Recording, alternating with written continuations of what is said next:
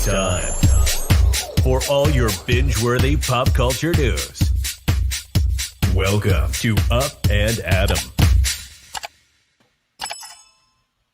Hey guys, and welcome back. Happy Monday, guys. I want to say thank you so much for being there this past week. As you guys know, over on my community, it was a little bit more of a challenging week, so I keep getting messages. You guys are the best. But as of right now, we're back to talk about Portia's Family Matters, Season 1. Hopefully they get another season. We'll see. Episode 2 with some of my favorite ladies.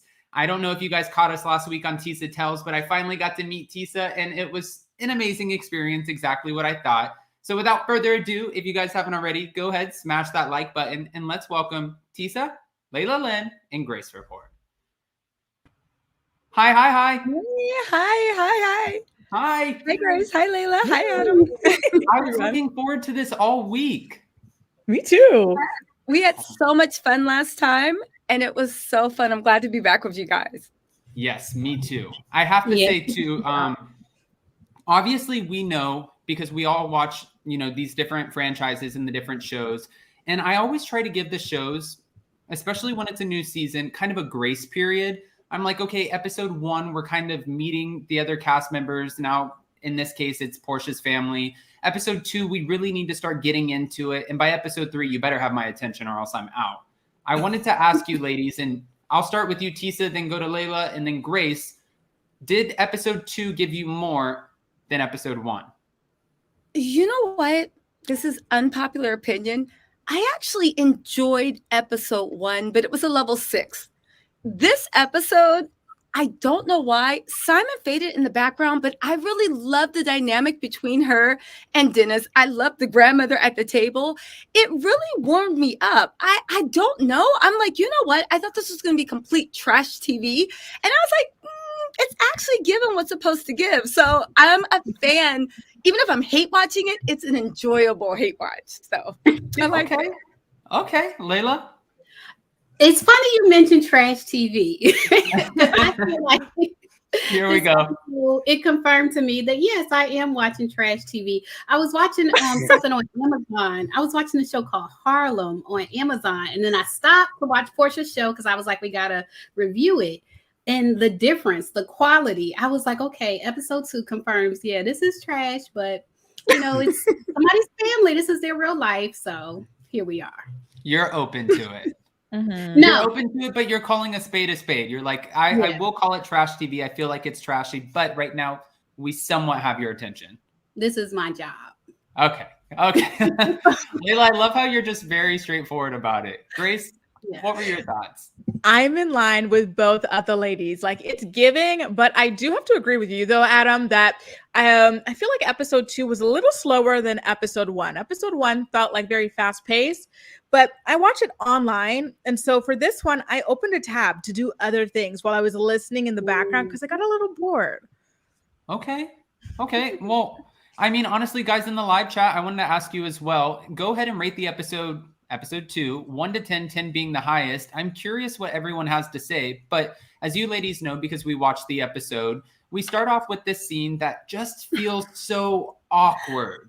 I mean, even watching, we didn't necessarily kick off with the scene, but I just want to get to the scene. Watching Simon walk into the family's, Portia's house and meeting the family, seeing that the aunties are so quick to jump on him. The whole situation felt so awkward and uncomfortable for me. And I felt awkward for Simon, but Simon, am I the only one who feels like he's a little out of place? He has no personality. I think that's the problem.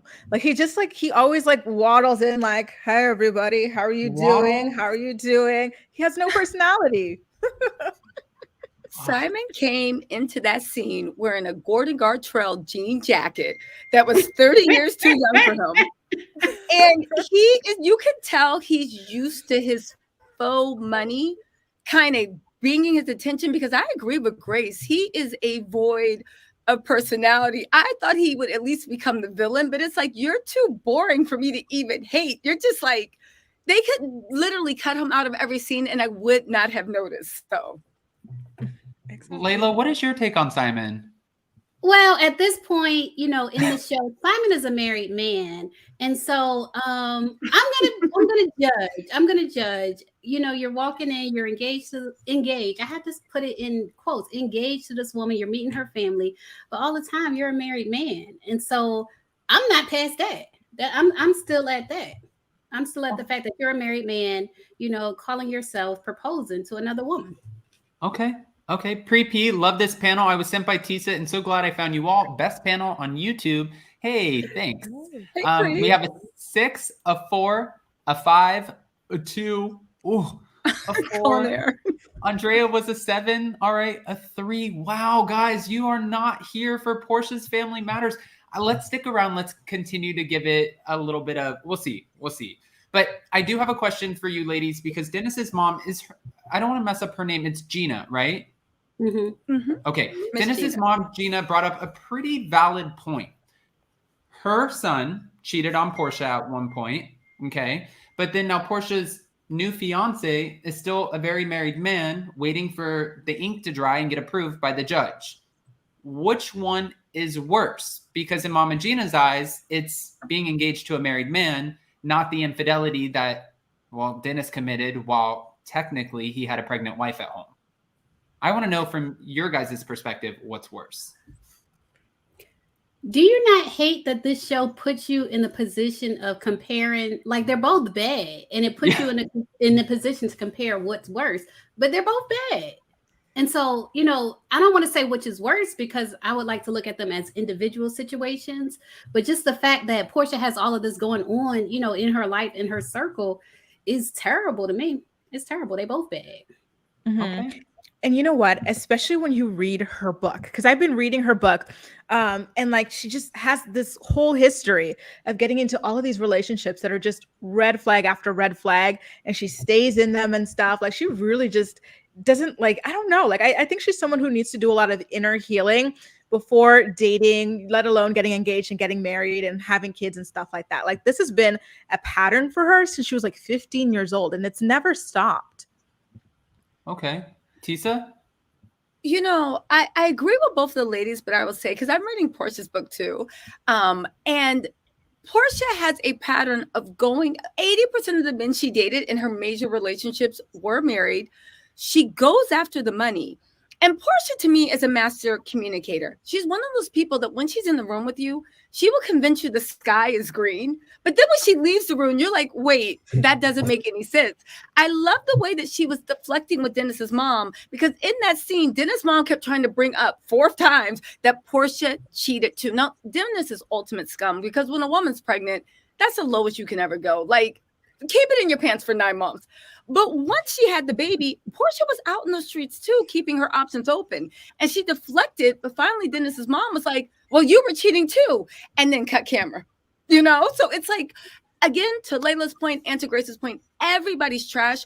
But the person to me that took the hit the most was Portia, because her good girl, I'm just a sucker for love. And I don't know how I find myself in these bad relationships. I just love so hard. It's like, no, girl, you go for the money. You think you have people set up, and it always blows up in your face, because while you're emotionally intelligent, you never think more than one step in front of you. So it's like her image is taking the biggest hit out of this. So and when Dennis's mom was saying to Portia, I had a conversation with your mom, and she told me that you're not that innocent. Portia was so, strong in saying, my mom wouldn't say that to you. But then I thought about episode 1, when she's having the conversation with Dennis, sitting down and she's joking with him and she's opening up and she's like, you're going to bring a date? Huh, you're bad, and you could see where she's comfortable.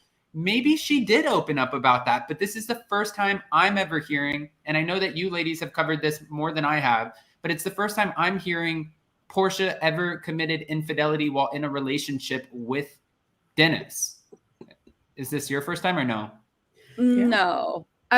In Atlanta, in the circle Portia was running in, it was the worst kept secret. As a matter of fact, there was a lot of gossip. Was it no, not last season, but the season when she sat in front of Dennis and after Bolo, and they had that breakup. The reason why it was so awkward is because Porsha is like, oh, we can use this to get money. You can promote your businesses. We're not really together, but let's act like we are. That's why everybody was really confused with on camera how trash Dennis was treating her, just mad at canceling and not saying anything. But that's because he was trying to like get along enough to use the show for publicity. The same way Dennis said, I literally even posed for those pictures on Mother's Day. And he said this on the show for the sake so we could go along for the get along, because Dennis is a businessman. And Porsha kind of exploited that opportunity over and over and over. Again, Porsha is a very manipulative person. And if she used her powers for good, she could probably solve the Middle East conflict if she used her powers for good. And she was proving evil each and every time. So here we are. Oh my Layla, God. I see you giving faces over there. What are your thoughts? You know what? You mentioned her being manipulative, and it's funny. Not only did Lauren say that this episode, Lauren said that Portia's controlling. She tries to control the people around her, which I suspect is because, she can't control like the show. She can't control social media. So she tries to control the people around her. But then Gina also said it. Dennis's mom, you had two people this episode say that Porsha is controlling, which I think is akin to manipulative. So I definitely believe that. And she said in her book, basically, she really doesn't date people that don't agree to go on the show. Like, she really had someone she was dating for years, but they didn't want to go on the show. So she came to a point where she was like, if you don't participate in my full life, the reality TV portion of my life, then I can't really date you. And so I can see her exploiting Dennis, because Dennis is willing to participate in reality TV because he is a businessman and he'll get on there and promote his shows. So I can see what you're saying, Tisa, about her kind of like manipulating that and taking that for her advantage. I also have to say too, and I'm gonna give this one to Porsha. If I were ever on a reality TV show, I think that only knowing how some of these other people have been exploited on reality TV and their relationships come crumbling and they try to hide skeletons in their closet, they're not able to, so they lose control over the narrative. I feel like Porsha wants to control that narrative in order to keep moving. And again, I know I said this last week, even when I spoke, well, I'm not going to mention names, but when I spoke with someone else who was associated with Porsha in some capacity, they said that all of their conversations with Porsha were talking about the next season and what the storyline was going to be and what she's going to be doing. And we know that there's two kinds of housewives, right? One is the one that comes in like, hey, I just want to be friends with everyone. And that one always gets lopped off like a Teddy Mellencamp. And then we have the second one, like a Porsha Williams, who is like, no, I know. And the Giselle's good at this too. I know what my storyline's going to be. Game on. Let's go into this season. I'm going to knock this one out of the park. And that is starting to bleed out of her reality TV world into her family life now that, well, Lauren and Mama Gina are both exposing her for it. Mm-hmm. And so in that vein, can I ask you guys, do you think that this show was a good move for her in terms of her reality television life? Like, no. It literally exposed so much of, again, everybody has different people telling, that old story. You're always the villain in someone's story, right? So no matter how sweet you are, there's someone that's just like, I can't stand them. But a lot of people that know her intimately over the years, she has a pattern of abusing friends and ditching friends too. And the funny thing is, sometimes you think things are all talk, but then you see her on camera imploding and you're like, this is actually closer to the real you. Even how you said, Adam, a lot of people were telling you that Porsha's thinking of the second season storyline. The people that were on Real Housewives of Atlanta always said that, and we think about it, you can actually see it. Every season, Porsha came back with a new hustle, a new storyline, a new face. So this is very on brand, but unfortunately, it's so far away from what we expect from her that it's shocking. It's just, and I want to ask you guys, someone's so self-aware that you're not even aware of how horrible you're coming across. Everyone's sitting there with their mouth open like, what? And she's just going straight into it. I do think she's a narcissist, though. We talk about her being self-aware, and that's part of, her writing her book and stuff like that, like Pursuit of Porsha. She's trying to brand herself like she's self-aware, but nothing in the book matches what she's doing in real life. You know what I mean? So I don't know if I would call her self-aware, but I would call her a narcissist. So I can really see her as a narcissist doing this show about getting engaged to somebody's husband. Through that lens, you can see it. Portia's book, she said that she was on the dance floor in a club and she heard God's voice speak to her. But God told her to be a wife, a mother, and a kept woman. I said, God told you to be a kept woman? Okay, girl. While But she I was on like, the dance floor, God said that? while she was on the dance floor, she heard the voice flow through her. And I then was it was like, yes, the kept woman part. I was like, but then I was like, but you were just saying 4 chapters earlier that God told you to be R. Kelly's girlfriend and have a baby. God told you to buy She your didn't own say God engagement said ring. that. Yes, she was bragging about being R. Kelly's girlfriend. I thought this was going to be some introspective thing, and I'm reading, and she was like, "Well, there was all these girls in the room, and he kissed me on the lips. So I guess that meant I was his girlfriend in a dysfunctional relationship." And she kept bragging about how they were thinking about having a baby. The family loved her, and instead of saying, "Hey, can we talk about that tape I've seen in the media? Because I don't know. I got little cousins." She kept asking him, "Are you sure you're not with a wife? Because I see a picture of her on the wall." Portia's book is just like everything else. It's nonsensical, but when you add it into what you're seeing here, it aligns completely. So, I mean, I agree with what you ladies are saying too when it comes to, this, Grace, to your original question. Do you feel like this was a bad move for her?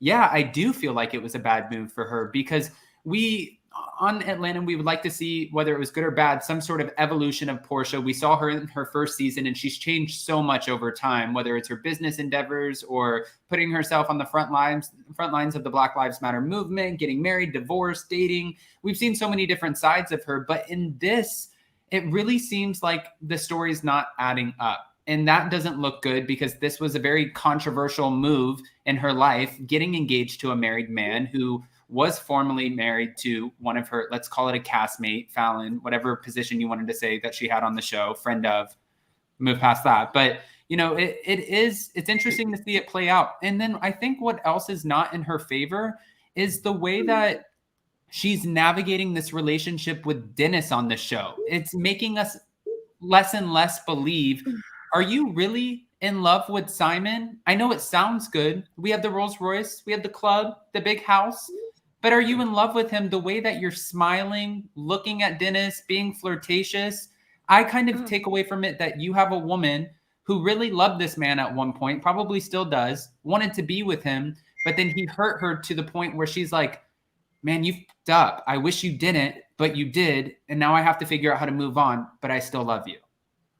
Well, that's what makes kind of like all the love for Dennis kind of like irritating to me. Like in the first season, he kept calling her out for like the quick engagement or how she was still kind of seeing him around the same time frame and stuff. It was like, to me, kind of back up a little bit, Dennis, because the whole reason why she's even with someone else is because you cheated on her while she was pregnant. You know what I mean? Like he really, it's very much like, I don't know, like he seems to be projecting a little bit, like the whole, oh, she got engaged too quickly. Well, her relationship with you was too quick as well. You got her pregnant in like 2 weeks, and then you guys got engaged in like 3 months or something like that. So it really is the pot calling the kettle black every single episode for me. I agree. And I feel like this episode, when you saw her, when she went out to Dennis and she wore her little muumuu or whatever, out to dinner with Dennis. And then you see her, having this exchange with Dennis, him having, women texting him on his phone, with explicit pictures.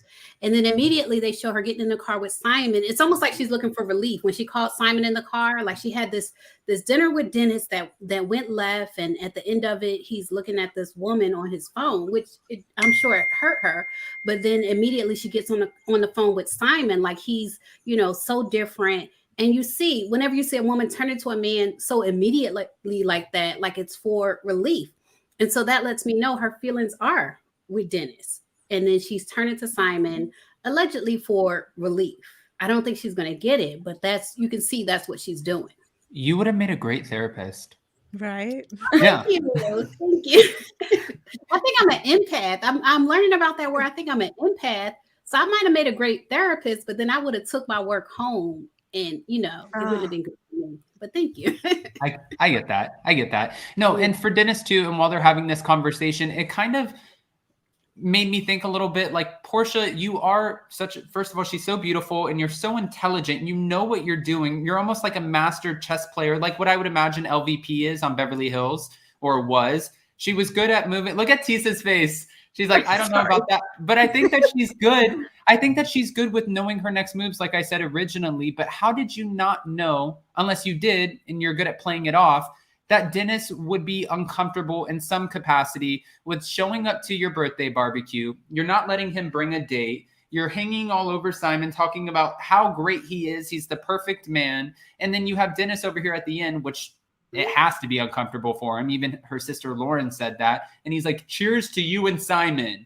How could you not know that that would be uncomfortable? Especially when he said just a couple months ago, you were asking for your ring back. I think she's doing it on purpose. Like, you could have had this. I think this should have been you. Yeah, I think but here's the thing. I think you guys are right, but I'm of the mind that one, I mean, careful, Adam, you are writing Porsha's plot for season 2 of Porsha. Literally, her PR people are probably like, yes, and she's trying to move on from Dennis. Good, keep going. My PR, just send me a check. That's all. Yes, exactly. I do think that when it comes to Dennis, I don't know if she wants to hurt him, because Dennis hurt her to her core, right? And so I think she's getting awful humiliating Dennis. That's why she didn't want him there with a date, because she's like, no, you come alone. You're going to see me happy. Yes. But even from her caring about, yes, but then even about her caring about whether a naked person is texting Dennis, I didn't look at it so much as her wanting Dennis back as proof that you're not really happy. Because if it was me and I had moved on from my dirtbag ex with a man that was caring, supportive, co-parenting, all these things of fulfilling me emotionally, the pleasures of the flesh, everything's lining up perfectly. Like they said, we took off every other check boxes, and he's worth $300 million. I would just be laughing. I would get in the car, just be like, yeah, have fun, and get in the car laughing. But the fact that she was still like, who's texting you? I was like, Porsha, you're not happy, because we've all been there. When you're truly happy in your situation, you start to look at them as a clown. Like, you're a clown. You're trash. You ain't never going to change. Have fun with that. But can I just add to that, Tisa? Can I just add to that? It is extremely hard, in my opinion, to get over the father of your children.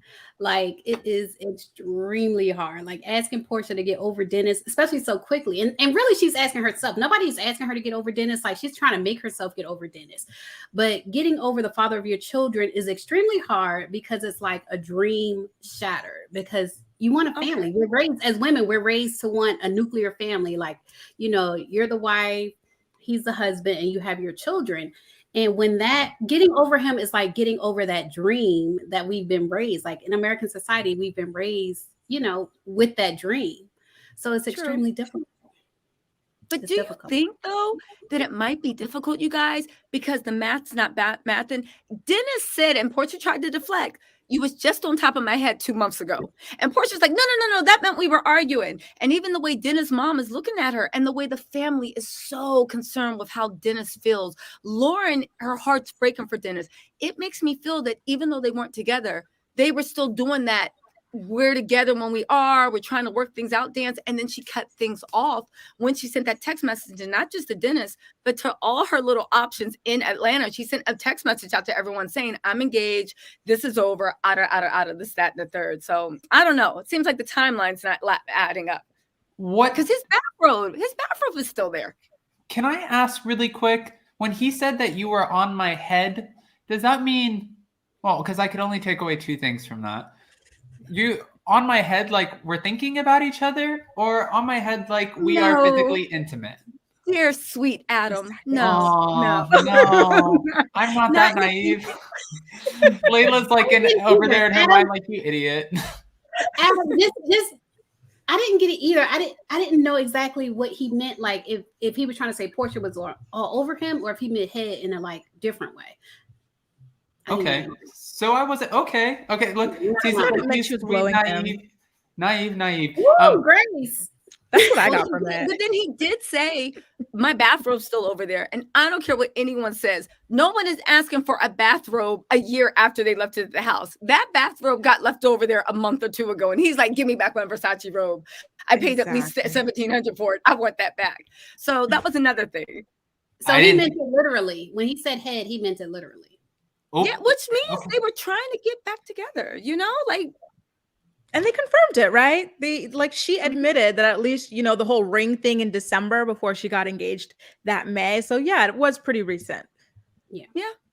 Okay. Harsh Reality by yours truly, Krista Marie said, question, what did y'all think about Simon saying he learned that he has a savior complex, and that explains the 3 marriages? So he's saying his prior ex-wives, including Fallon, needed some type of saving. I thought that personally, I was like, that is a dumb excuse. But that's just me. You have a savior complex. So you're going out here, and Porsha's so different because she's an independent woman. She has her jobs that now she quit because she's engaged to you, which makes her less of an independent woman, except unless she's selling Pampered by Porsha or The Pursuit of Porsha and doing this reality TV show. But your last 3 wives didn't work out because they didn't have a job or a career.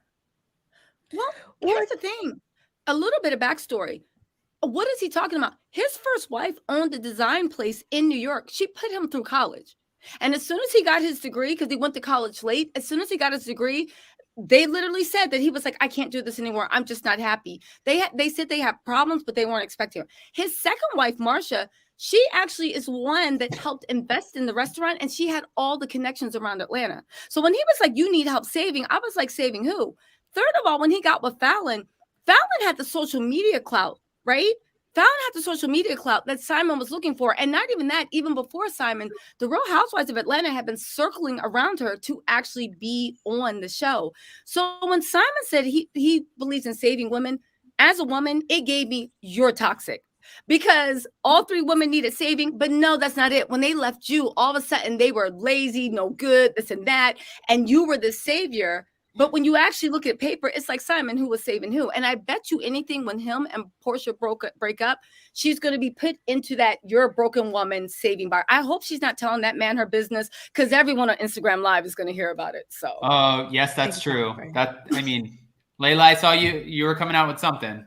No, I'm glad you mentioned when they break up, because I feel like it's inevitable, and I feel like they are not actually going to make it down the aisle. That's my personal opinion. You know, when Porsha has said, even on the Tamron Hall show, she said she hasn't set a wedding date. She said that on Watch What Happens Live. And I don't feel like they're actually going to make it, because what Porsha is doing right now is the opposite of everything she said in her book. And, Porsha has a tendency to preach. So in her book, she was preaching about how she's, coming to her own, and she'll never, give up everything that she has for a man like she did in the past with Cordell. But then you see her quitting her jobs and everything for Simon. And so it's almost like she's backsliding. But I really do think she's going to come to her senses. And when it comes to money, like the issue with her and Dennis getting married was the prenup. You know what I mean? Mm-hmm. And I feel like that's probably the issue with her and Dennis. And that's why I said last week, like, she's still trying to verify his income. I don't think they're actually going to make it down the aisle. And I do feel like their breakup is inevitable. So then how does she get out of this? What is the next version of Porsha, right? When she realizes, yeah, because everything. It's the same rinse and repeat. She has a breakdown. She collapses crying. Everybody rallies around her. And then she's just so naive. Her heart's just so big. She didn't know. And Simon took advantage of her. But to your point, Grace, and I want to know, do you think that these 2 people are 2 perfectly horrible people that are suited for each other? Because I feel like when they break up, it's going to be clash of the messy titans. Oh. You know what I'm saying? They both trash their exes. They both have a platform. They both are really manipulative. They both might be high functioning narcs. I don't know. But I'm interested. I wouldn't wish bad. I don't want to wish. If they're happy, I hope their relationships last. But from what I see, it's going to be comical and great for business when they actually break up and we start seeing the Instagram posts. You're Porsha. You're planning your next. You're like, I have a couple videos to do. I give it 3 months, and that's going to be okay. Right. So January, February, March is going to be a good month for business. Yes, I'm going to cash in. Yes, I feel you, Lisa. And because it's going to be the post, the Instagram, the tea that's going to be spilled. But honestly, Grace, Layla, Adam, I'm wondering, like, do you believe this is a case of 2 horrible people and you don't know who you're rooting for? And you're just like, how is this really going to end? Because I agree with you guys. How much longer can this go? Simon is motivated by fame. Porsha is the talent, the beauty, the body, and the brains, right?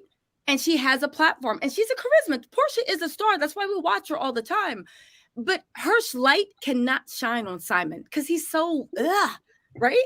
And then Simon doesn't have the money, to protect Portia's image. Jeff Bezos did the same thing Simon did, only he stole his best friend's wife.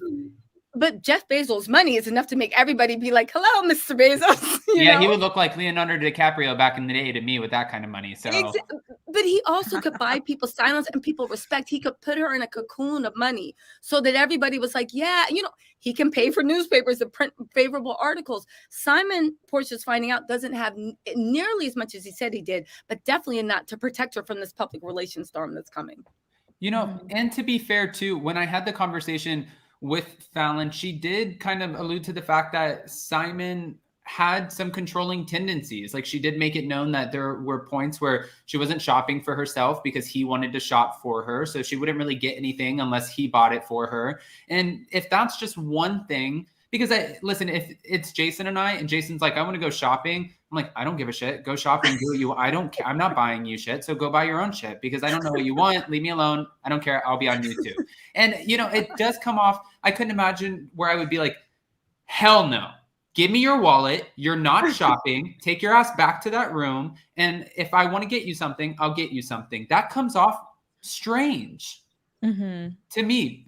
I mean, okay. Bo, or it could be Bay, or it could even be Bia. No, B. What's up, B? That's a title. What's going on? 3 times, and I got them all wrong. Dennis referring to women as work is realigning my sympathies a bit. I hate to say it, but I felt bad for P-Valley this episode. And then there was another one here. My favorite people. Tisa, so nice to meet you. Thank you, Cheryl. You can't be serious. All right. Okay, so Portia's family matters. Now, one thing that I wanted to also chime in on was the fact that it looks like Lauren got a little bit of a backbone. And we've always seen her follow in her sister's footsteps. We've seen her kind of go with the flow of what her sister wants because she was on the payroll. And now that she's not, she's like, Portia, it's not all about you. Stop trying to control the narrative. And I would, listen, if I were Portia and I was trying to control the narrative and I had my sister out here saying that I'm controlling, I would be pissed off watching this. But it makes for somewhat good TV, whatever good this episode was. Were you surprised by Lauren and coming out and giving us this little bit of a tidbit, I guess? I was. Lauren kind of like busted out crying, and I was surprised by that. I felt bad. I felt bad for Lauren. I felt happy that she was like, she no longer works for Portia, because it seems like that was an issue in her life, kind of dragging her down. Like, she's trying to have, like, you know, a good life. You can see where she's making an effort to do meditation and have a good life. And then when she said she no longer works for Portia, I was like, I bet that's a part of trying to have a good life. But then at the same time, the way they edited it, maybe it made it look like she just busted out crying about this dude. So I felt bad for her in that stance. But what she said was right. Like, what she was saying was about her, and Portia was making it about Portia. Well, the fact that she said that her sister's boyfriend, who just dumped her, is a sore spot for her when her sister was trying to vent was pretty funny, right? So, like, I totally could see why Lauren would eventually snap at that case. But, you know, like you said earlier, Adam, it definitely is interesting seeing how hard Lauren is writing for Dennis in this episode. It was almost kind of weird because Dennis is the reason why Portia is no longer with him. Like, you know, she was pregnant with her baby and she wanted to have this family. He cheated on her. So I don't know. There's more behind the scenes that we're not getting quite yet as to why Lauren would be riding for someone like that so hard over her sister. You know, like, she told him secretly that he could bring a date if he wanted to. She's being very messy. That was messy as hell. I thought so too. Like, it's not your party. It's literally Portia's birthday celebration. And you're telling this man, who maybe in real life wouldn't even be there, but you're telling him he can bring a date, which would probably be like a random woman to Portia. So you can bring this random woman to my home. Were they at Portia's home? Yeah. No. And you know what's funny about that too is, like, had he have shown up with the date, we would have had a totally different. Actually, the ratings would probably be better had Dennis have showed up with a date, because Portia would have given us a very authentic, genuine reaction. I'm sure pissed off, crying, mad, party's over. I would have been here for it. I'm here for Lauren's messiness. She didn't land the plane because it didn't happen, but I like the attempt. Okay. And I also, go ahead, Grace. No, sorry. You know what? I wanted to say that it did expose a little bit of where Portia's head was at, because you had a comment that you pinned earlier where someone was saying that Portia referred to Dennis as her man. You know, do you remember that when Mhm. Portia didn't want Dennis to bring a date? She said she didn't want him to bring a date around her man. That was suspicious. See, A lot of here, times, I was just gonna say it was like a Freudian slip when Portia said that, but a lot of times Freudian slips, it reveals what you're really thinking. And so she was really like, my man is not gonna bring another woman to my party, referring to Dennis. She referred to Dennis as her man. see, I'm under this feeling of, I think, true, both things can be true at the same time. You have to think, first of all, Portia doesn't like people filming with her that can outshine her, right? And she doesn't trust people. And now we see why, because she's the one, like, like making eyes at your man if she sees like you having arguments. I see why you don't trust other people. You're not to be trusted. So even when she was filming her show, she had a very limited amount of people that, one, would film with her, and two, that she trusted enough that when she wasn't on camera, they weren't bashing her. But also, I will say this, and I thought this was interesting. Lauren has been Portia's ride or die, and she is always down for Portia, no matter what. The fact that this season Lauren's letting little things slip, something like that, that's a complete 360. It just made me wonder, what does Lauren know about the situation that we don't know, that for whatever reason, she's like, I love her, she's my sister, but I just can't get behind this behavior. And as far as Dennis coming, I thought that was a mixture of reality and the show, where Dennis, because he signed on, don't forget, before Simon got in his life, Dennis had already signed on to be part of her activism show. It got changed to a romance show. So Dennis was already signed on. Simon was the late addition. So in that case, Dennis had to be there. And I don't know why. I just thought Lauren was taking pity on Dennis. Now, if it was my sister, yeah, I'd be super like, what are you doing? But it felt like Lauren was taking pity on Dennis and being like, okay, you can bring an extra +1 because this is really humiliating to you and really messed up. But again, for someone that's your ride or die to turn on you, and Portia has this happen to every close person in her life. And I don't want to point the finger at the victim, but it's like, Portia, you are the common denominator. And once you read her book, you start seeing it like maybe you're the person actually causing these people to turn on you. So, well, Lauren, I think, is resentful because in that lunch that she had with Portia, she said that this was a big reason why that Nate guy broke up with her, because of all of the drama surrounding this situation. I don't know why that guy would be so affected by it, that he would dump Portia's sister, but she said that this had a lot of pressure or stress on their relationship, and he ultimately wound up dumping her. So I think that she might, low-key resent Portia for that. Lauren, I can see a man dumping a woman if he feels like no matter what her sister does, she stands by her sister, like she doesn't stand on her own beliefs or whatever. I can see a man dumping a woman for that. And don't forget, Nate was around while Lauren and Shamia were helping Portia sneak around with Simon. Lauren was present at that proposal, and that proposal did not happen in May. That proposal happened in January or February. So imagine if you're with your man and you see you helping your sister sneak around and sleep with a married man. I would start looking at my boyfriend I was dating if he was helping his brother, like, what are y'all into? Do you guys have any morals? I can't trust you because I'm seeing you do slimy stuff to somebody else. So I don't know. That would have turned me off and been like, I can't trust you guys. Y'all into too much. I mean, I think that's a great point too. Yeah. That's a great point for sure. Zoe, I wonder which producer Portia pissed off because they were showing off her hand behind. They're showing off her hand behind, and I don't know what I'm saying, guys. They're showing off her behind. They're showing off her behind, and I thought they would protect her and show only good things or try. I've had 8 shots of espresso, and I still feel like I don't have enough energy after this crazy ass weekend. So. Thank you for the patience while I was trying to read that super chat. And thank you for the super chat. Yes, the editing comes off a little strange. I did want to change this up a little bit, though, too, and ask what you thought about some of the family members, because we saw Portia's grandmother, and she was very vocal about how she felt about the situation. She thought Dennis was a little bit of a playboy, and the whole situation was awkward as it was anyways. But then you see the aunties coming in on Simon. What makes Portia different? What's going to happen next time? Then everyone's trying to chime in and have something to say here. Were you shocked, and was it out of line for grandma to check Dennis and let him know the reason that you're not sitting next to her at the table is because you f***ed up? Or was that appropriate because that's grandma?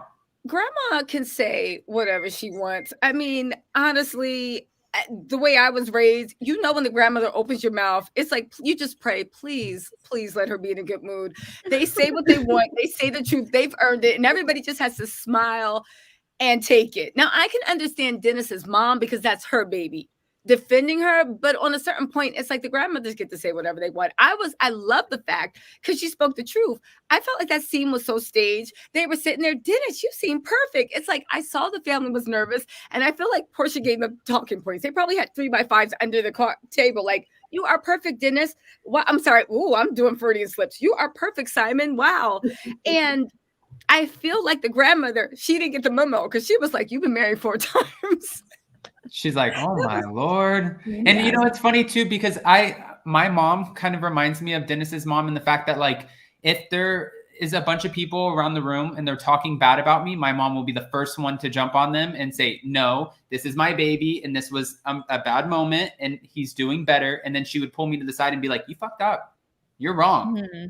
Don't be an asshole because now I have to defend you. And it reminds me kind of how, like, Dennis's mom navigated this. But then also my grandma too, when she speaks at the table, we all shut the hell up. We're like, please don't point those fingers at me. So I thought she was being so understanding considering the thing. And like for her to even get up and go next to Dennis to tell him like, listen, let me get closer because I think this is getting lost in translation. But I relate because my son did something similar and like she didn't speak down about her son to me or Dennis. So I personally felt like his mom was a little bit too defensive in that instance. And I'm still thinking while all of this is happening, we're talking about Dennis liking, oh, he loves women. He's a playboy. Dennis hasn't been married 4 times, Grandma. Right. And like Dennis said last episode, he was like the ultimate player is Simon because Simon is literally a married man. He's a married man at this table with you guys proposing to a woman when he's literally a married man. And I think that the family's like enamored by the glitz and the glam too. They see this massive rock on her hand. They see the Rolls Royces. He keeps coming in with gifts. Oh, Chanel bags, Hermes, Louis. Oh my gosh, this guy's perfect. But then when he talks, it's like very uncomfortable. And we're all like, I don't know what you really see in this man, but we're trying, Portia. We're trying for you. And then Dennis comes off. Listen, is Dennis who I would picture Portia with, especially after seeing her with some of her exes and like these pro athletes who she's been with some very good looking guys. He's not necessarily the first pick that I would have picked for her, but you can tell when he talks, he's very charismatic. And he sly with his words. Now for Simon, I don't get any of it. And I feel so shitty saying that. I don't get the charismatic. I don't get is that bad? You know not what? bad. Yeah. Honest. Simon, I see where you're coming Dennis from, but I feel like, go ahead, Tisa. No, I was just going to say really quick. Dennis needs to pay Simon to go with him to every party and every event. Because prior to this show, I looked at Dennis, it's like, whatever, Portia, why are you slumming with Dennis? But compared to Simon, he's starting to look like Idris Elba. He's looking like Brad Pitt. I'm just like, you need to pay this man to follow you around. I just think Simon, to Grace's point, is so that Dennis looks I didn't like say a star. bleh, but I was sorry, that was my word. You know, one thing I will give Simon though is that he looks more like he looks more high society than a Dennis. You know what I mean? Like if you put the two of them in a suit, to me, I would go, Simon is the $100 million guy, not a Dennis. You know, to me, Dennis looks like kind of like hood rich or hood, you know what I mean? In a certain aspect. But like Simon has like a sort of like elegance before he opens his mouth, just like his presence to me is a little different. I have to disagree. I have to disagree because to me, Simon has creepy eyes. And when I look at people, like I look at their eye. Well, Dennis has, I don't know, a weird look in his eyes too. But when I see Simon, I don't see authentic. I don't see a genuine person. And that's part of my issue with Simon. Like something about his eyes just gives me like the creeps. Like to me, if comparing him and Dennis, I wouldn't say that Simon was elegant only because the look in his eyes gives me the creeps. I want to ask you guys something about that. And Layla, you're not alone, by the way. Patrice, can we rewind though? Because I think the new Portia's story will be her identifying her sexual identity. She's going to have a girlfriend. I don't think so, but thank you for the super chat, Patrice. We appreciate you. But then again, I think you that's never where know. her heart is at. I wouldn't be What? surprised. Just being honest. You I think that that's she where might her like heart- women? Did you see the Bolo episode? You Oh, know the her, Bolo you think episode. What am I, brand new? Okay, what I was going to ask you though, because I know that you ladies have seen receipts and you've talked about this, and I love when I mention all three of you, everyone's like, yes, they know their shit when it comes to, you know, this franchise, and this is going to be such a great live. Now, for Simon, we've heard reports that some of the dealings behind the scene, whether they're business, financial, they might not add up and they might not be as real as we think they are. Whereas Dennis, we see him working in his hot dog restaurants. We see that he still has this opulent lifestyle. Do you think at the end of the day, if we're talking about real clean businesses, clean money, that Dennis might actually have it like that more than Simon? I do. I'm Okay. gonna go out on a limb and say I do. I do think, and like you were saying, Tisa, in your videos, you pointed out that you believe Simon is just moving money around. Like it's not income, it's moving money around. And I do think Dennis, like you said, you can see his businesses. You see him slinging hot dogs, slinging hair, you know, slinging whatever that stuff people smoke at his clubs and everything. You can see Dennis's money. So I would put my money on Dennis before I put it on Simon. Okay.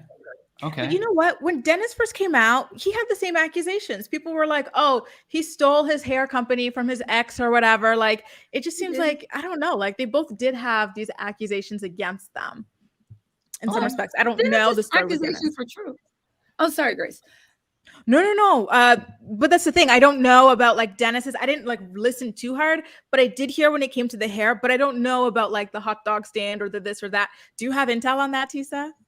Yeah, I do. So he did. I mean, I don't want to use the word steal, but the ex-girlfriends did about the hair store, the hair company he had. That's where he got the idea for Go Naked. And he tried to get Portia to promote it. But at that time, Portia wasn't feeling that because she had approached Dennis like, oh, let's take over. I'm a hustler. You're a hustler. But she wanted to be a kept woman. But the hair debacle, yeah. But aside from that, he is verified owner of Nyack Cognac, which is I think in 2000 either 20 or 21, it was named the #1 fastest growing cognac brand in America. The hot dog factory is being branded all over, so they're franchising that out. I've looked into Dennis's businesses, and his businesses are legit. Again, with Simon, the pot of money that he got was pulled by mistaken means. He has no other income coming in. And if you guys know about hustler money and what's going on, look at Simon's lifestyle. The private jets are getting less and less. The opulent stays are getting less and less. Yeah, he's at that Airbnb long-term rental VRBO in Costa Rica. Okay, great. He doesn't even have a residence in Atlanta. He didn't leave that house and move into another rental. He has no place of residence. Now, again, right? I'm not worth 300 million, so I wouldn't know. But I'm just guessing, even for a regular person, if your girlfriend or your fiance lives in a city and has a child there, and your children live in a city, and you're not living with your fiance, where are you seeing your children at? What's going on? Again, Dennis has legitimate money, and he's a hustler, and that money keeps growing. Simon, it's just not the case. Nothing adds up. Nothing makes sense. And even when you research it, there's absolutely no businesses behind it, or they were defunct for 10 years and now they're open again this year, but they're not doing any business. So again, you can. Well, I was going to say, do you think that that's part of the reason that Simon is now being pursued by that homeowner in Florida with the $5 million mansion, where he was supposed to put down a $200,000 deposit, but whatever, it didn't happen. They took the house off the market, and now they're like, wait a minute, we want our $200K. Oh, well, here's the thing. So the 5.8 million, Simon, so the 200,000 went into escrow as a down payment. That money's there, but in order to get money from escrow, both people need to agree to release it. If they don't, you have to go to court. Simon is not agreeing to release it, which is odd because everyone knows that when you enter into a contract to buy, if you have the assets, they can force you to get a mortgage and make good on that contract. So again, for a regular person, you might be like, I need my $200,000 back and I'm going to fight you. But for someone of means, why would you take the gamble between lawyers' fees and court costs and whatnot to haggle over 200,000 when most likely you are guilty for the 5.8 million by what the court documents say, and they can actually force you? The owner is actually letting you off easy. But again, Simon, if you go to the courthouse, he has a string of lawsuits, unpaid bills, debts, credit. He's just, Grace is not in. I'm sorry, I'll let y'all jump in. He is just a mess when it comes to finances. Oof. Layla, I see you. I see you giving us the faces.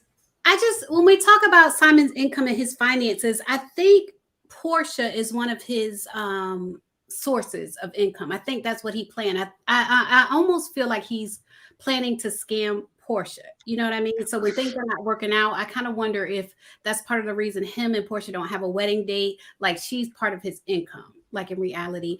And the thing about it is, she shared in her book, she's already been scammed when it comes to the real estate. Like, Porsha's not as dumb as people think she is, because she's been scammed by men before. And when it comes to real estate, she shared that she did have a boyfriend that kind of scammed her in that area. And I personally think that's the holdup with her and Simon. I do think he does want to use her income, and she is having, second thoughts about it because of her past experience getting scammed, specifically when it comes to real estate. Mm-hmm. Okay. Common thread. Love this. You all are so great together. Thank you so much for the super chat. And also, Detective Tisa has entered the chat. Yes. I just, honestly, when you three start going too, I'm just sitting here like, oh, receipts. This is great. This is so much more than you can read on a news article. I'm here for it. All right. Well, with that, and knowing that we had, this thing that Lauren tried to bring us to, where we all got to kind of meditate a little bit, and we get to find some synergy, and hopefully we can be willing to move forward and find some peace. We know that next week we're going to what Dennis likes to call it, Mexico. We're going to Mexico, and it just looks like one big shit show. It looks like everything is about to go up in flames. I want to ask each one of you, what are you looking forward to most when it comes to next week? Ooh, good question. I want to see, I don't know, like maybe Simon will confront Dennis about the dinner that he had with Porsha. I felt like Dennis was very inappropriate at that dinner to be like, oh, like, you still love me, I still love you, we love each other, or whatever. Maybe Porsha relayed that to Simon. It might come up at the retreat. So that could be interesting. Okay. Layla? I can't say that I'm looking forward to the next episode, because like I said, I do feel like I realize this is trash TV. So I can't say I'm looking forward to the next episode. This special is not what I thought it was. I don't know how to explain it. It's not what I thought it was going to be, but at the same time, it is what it is, because, we all knew the situation with her and Simon. Right. Mm-hmm. Tisa, what about you? I mean, I'm looking forward to it just because, again, you guys know I love to say, I told you so, right? I'm looking forward to the fact that all the conspiracy theories, the things with my expose, everything they confirm right by now. So it's satisfying seeing like, yep, called it, knew it, ooh. But here's the thing. Again, with the boredom, I'm having fun with all the conspiracies things being confirmed. To what you bought early on, Adam, and to agree with Layla and Grace, I'm literally curious about where this could ever go in the second season, regardless of how entertained I am now. And I'm like, okay, Dennis can't keep clowning Porsha, because after a while, it's going to look like now you're just being mean, right? You just can't keep going in on her. Simon, he's a non-factor. Half of Porsha's family is kind of on the outside. Don't even know if Lauren's going to come back. Just because where's the place? Porsha might be mad at her. They seem to be a little bit on the outs. This is just my speculation. I don't know any firsthand knowledge if they are actually on the outs or not. But they seem to be like a little chill. I know the Williams family wasn't like happy with how they were portrayed. So I'm just wondering, like, honestly, like, how is everything going to go for a second season? And I was Porsha. If I had risked my whole reputation and everything, I'd be really concerned with like, okay, how's this going to turn into something that's reoccurring? And as far as going back to Real Housewives of Atlanta, yes, they might, like you said, the door is locked, but it's not bolted shut like it is for NeNe. But if this season of Real Housewives of Atlanta is a success, then they're not really going to care about getting her back either, because we know that Monetta is filming. Who knows if she'll get a peach? It hasn't been confirmed yet. But then they're saying that the mix of the ladies right now is a really good mix. They revamped the OC. Maybe they'll do the same thing to, truly will bring us back to the glory days. And then if that spots, it's like musical chairs. Now that chair has been sat in by someone else. So if I was Porsha right now, I'd be a little bit worried. But as far as like just this show, I find it enjoyable. I know it's unpopular opinion, but I just don't see longevity. How after 4 episodes, it's going to keep going with the gags and the jokes and like the infighting. It's going to get tiring. So I don't know if I asked you all this last week, but Jason pointed this out to me. When we got Kim Zolciak's Don't Be Tardy, it was Don't Be Tardy, right? It wasn't the Real Housewives of Atlanta, Don't Be Tardy. Maybe I did ask you this, but do you think that they put Real Housewives of Atlanta in front of Portia's Family Matters in order to get more views because maybe it wouldn't hold its own? No, I'm glad you mentioned that, Adam, because I do want to clarify. It's not a season. It's not a spinoff. It's a special. There's no season 2 because there's no season 1. It's not its own show. It's literally just like when she had the special Portia's Having a Baby. It's literally the same thing. Portia's Family Matters. It's not its own show. And so it's not that Real Housewives of Atlanta is in front of it to get more views. It's in front of it because it's just a special. It's a Real Housewives of Atlanta special. And they even tweeted. They said limited series or something like that. The Bravo account called it a limited series because it's just a special. Portia did not get her own show. But keeping in mind that it is a special, with the same question, are they using the RHOA and then having the reruns of RHOA just before it? Because a lot of people say that like their DVR automatically recorded it because they had set their DVRs to record Real Housewives of Atlanta. So it does seem like they are trying to pad it in some way. Well, it is the same. It's a RHOA special. Well, so but that's to what Grace's it is. point, but Layla, this is the weird thing. To Grace's point, the fact that when I was even trying to watch it and I was like, I had to DVR, where is it? And I couldn't even find what time it ended until it occurred to me, wait a second, Real Housewives of Atlanta, they don't even say anything about Portia's. It's just literally RHOA. And again, you know, we're deep in these YouTube streets. You guys do this for a living. I'm new to the party. But, you know, I see how it's like, no, of course we're on it because it's like, you know, when does football season start? When does soccer season start? But I think the average viewer, they're just like, oh, cool. When's RHOA coming on? They're not even concerned about all the drama back. They don't even know it's been delayed. And I do think they did that. Now, what I want to ask you guys, because I was a little confused about it, I still can't. I know that Portia's spinoff was not a hit. But were the ratings average? Because she got 869. And some people said that's trash. And other people are like, it's great. Bravo hasn't come out celebrating, neither has Portia. So what do you guys think about that ratings number? Because you guys actually are housewives historians. You guys have seen this year after year. What does that mean, 869K? I honestly, yeah, well, and I agree with Layla too. If you go back, I always have someone on here who I love to collab with, Dana Wilkie and she was on the first 2 seasons of Beverly Hills Housewives. And she made a good point that back in the day when these franchises started, they had almost, 2 million views for a premiere night.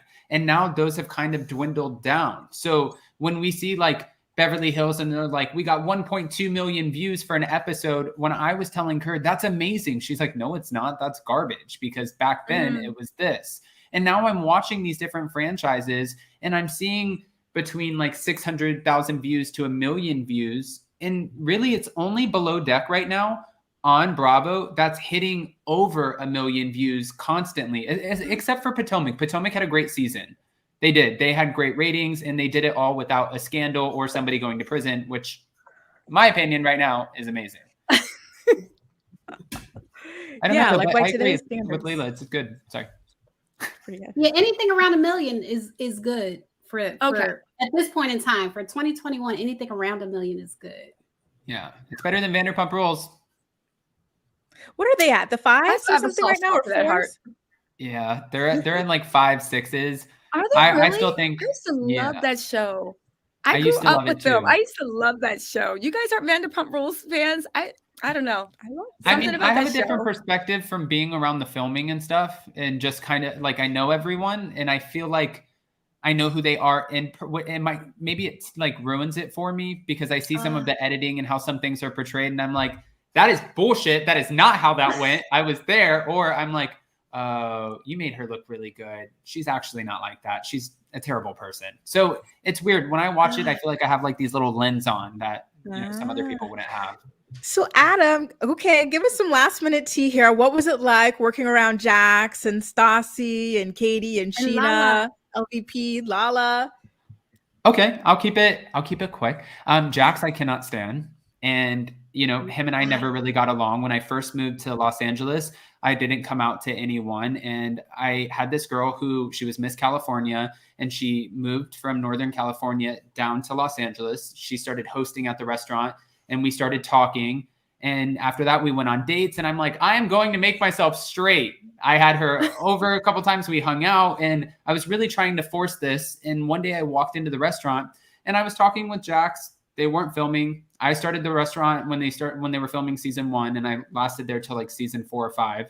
And he said, "Oh, what's up, man? Have you gotten to know people around here?" And I said, "Yeah, I'm talking to so-and-so." He's like, "Really? Because I had her in my bed last night and she didn't say anything about you." And I was like, "Wow, you really are an asshole. You really are. That's not for show. You are just okay." And surprise, I'm gay, so I don't care who you had in your bed, really, to be fair. And for Lala, she was super sweet in the beginning. I'm sure she's still sweet now, but getting with Randall and having her lifestyle change and getting this new level of wealth, which we've seen now kind of come crashing down, she kind of changed along the way with that. Stassi was always a sweetheart to me. And I know that, she had some shit go down because she got exposed for some other stuff. And I never experienced that side of her. So I have nothing to say about that. They fired her, which if you're going to put shit out there like that as a public figure, you should be fired. And then who else? The Toms were great. Katie was great. And Sheena was my first friend in LA. When I had nobody else, she would invite me to her holiday parties, and she always made me feel welcome. Oh, wow. To this day, we're still good friends. And when I text her, I'm like, "Hey, Sheena, it's Adam. I don't know if you remember me." She's like, "That's awkward. I know who the fuck you are. Why do you say that every time? It's so weird." I'm like, "I don't know, just in case you forgot. I just want to say hi." So That's it's so strange. sweet. Yeah, but What I about love the Lisa. Toms? What about them? The Toms. They seem to have Tom Sandoval. He made the show. That man was talent. He could have been anything he wanted. Yes. But what do you think about the Toms? They seem to have a special friendship. Yeah. Super, super tight. They do have a special friendship, but I don't think it's anything next level. They kind of rely on each other. Like Tom needs a yes man. Tom Sandoval needs a yes man who kind of helps out with, and this isn't a bad thing, but like the ego and like a hype man, like, "Yeah, Tom Sandoval, you're so great." And Tom Shorts kind of needs somebody to lead him in the right direction. Almost like what you would see with Katie and the rest of the women on the show. Like Katie was always with Stassi and Kristen. She was a part of a group. Now this season, we see her always with Lala. It looks like they need somebody to lead them as they go. But I worked for them. I also worked not only at Sir, but at Tom Tom. I helped open the restaurant.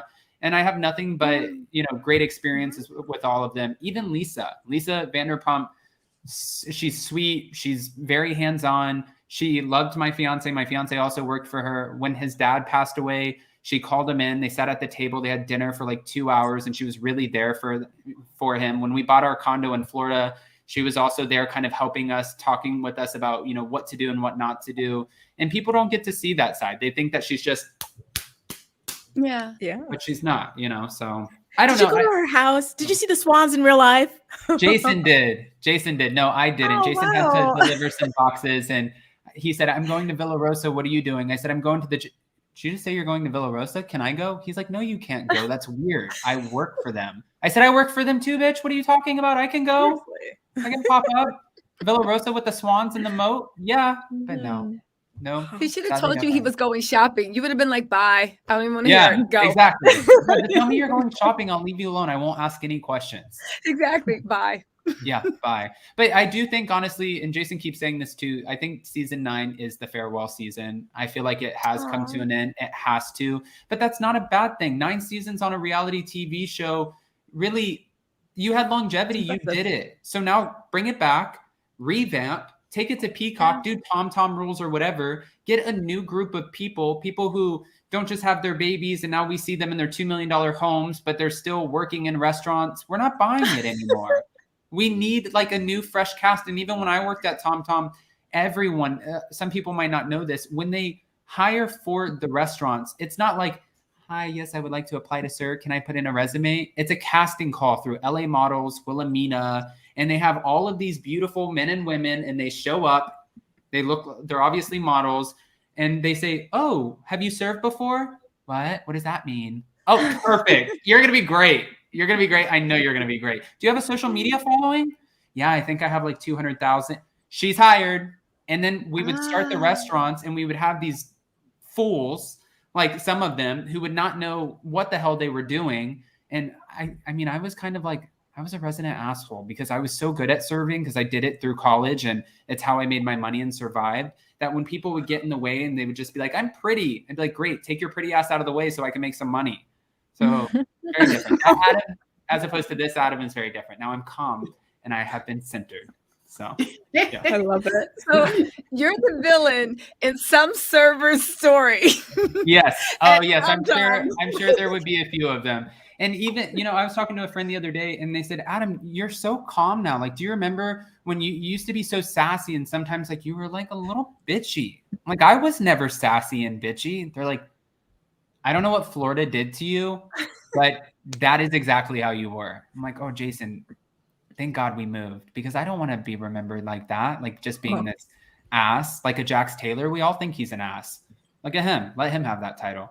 That's all. Exactly. You and Jason need a show. I'm telling you, with the stories, with the people you guys know, you guys need a show. I'm wondering why it hasn't happened yet. Because we would kill each other. No.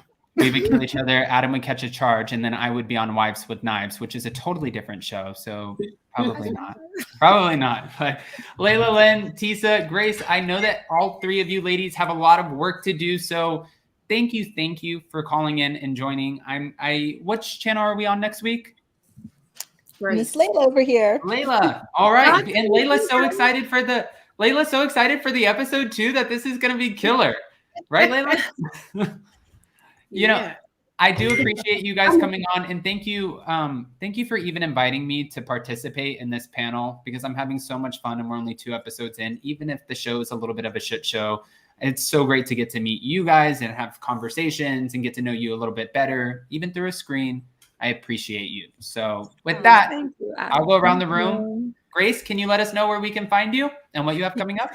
You can find me on YouTube, TikTok, Instagram, everywhere with The Grace Report. And I'm still up to the same old, same old. I've got realitymerch.com with all kinds of housewives and merchandise and everything. And I want to give a quick shout out. Adam, you're almost at 100K. Congrats on that. Hey, thank you. Lisa, your tattletales in the chat are amazing. Yeah. And Layla, I'm so excited for this new project that you've got coming out. I'm really looking forward to it.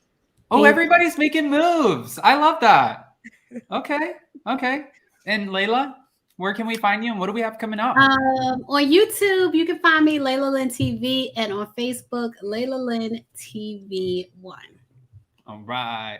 And also, guys, you can find and follow, and I need to stop drinking espresso. I need water. But you can find and follow all of these ladies in the description of this video. Tisa, let us have it.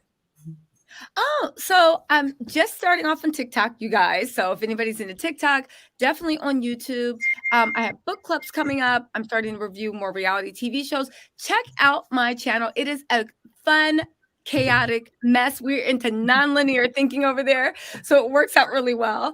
Thank you guys for having me. And Layla, congratulations on your cameo on The Real Housewives of Salt Lake City. Yes. That did not go unnoticed. I was like, oh my God. I know when I saw it too. I saw it in the 7-minute preview before the episode came on. And I was like, Jason. Yes. Jason, look. And Jason's like, what? And I was like, look, it's Layla. Because I always get excited. I think it's fun when we see each other kind of, I mean, not when you haven't seen me on there. So when you just see someone that you know and you're being featured, because it's such a public platform, it's amazing. Yeah, So, thank yeah. you. Yes, I love that they showed the video with the comments. I love that. I love that you can see, the comments on They it. did you justice, without a doubt. And Adam, congratulations on about to hit 100K. And Grace, you are growing and thriving. Thanks so much for having me on the channel. I know I'm a new kid on the block, but you guys have been so welcoming, so sweet, so amazing. And Grace, Layla, Adam, always showing me the ropes. I really appreciate it. And definitely, I can't wait till next week. Maybe next week is the kickoff episode, and Layla's going to come in here like, oh my God, I love it. I'm starting a petition for season 2. I'm glass-half-full about that. For sure. All right. I'm sure it'll be a good episode. I like to spill tea. I consider myself a tea spiller, so I'm sure there'll be some tea out by next episode. All right. Well, Tisa, Layla, Grace, thank you so much. And ladies, I'll see you next week, same time. See you. All right. Bye, guys. Bye. All right. All right, guys, don't forget to smash that like button. And thank you, everyone. If you came over from Grace, Layla, or even Tisa's channels, you guys are so sweet for doing so. And thank you for watching. We appreciate the hell out of you. If you're not subscribed, get subscribed. And also tonight, I know for those of you who are over here from my channel, you know that I normally do hot, messy topics. Well, they got a little bit messy, so we're taking it over to Jason's channel, Down with Jason at 6 p.m. Eastern tonight. I will post that in my community tab. But also, Jason got his hands on some Salt Lake City Vita tequila, so we're going to be doing a taste test at 4:45 p.m. Eastern. I'll see you guys there. Don't forget to subscribe, smash that like button, and thank you to our mods, super chat, super stickers. You're the best. Bye, guys.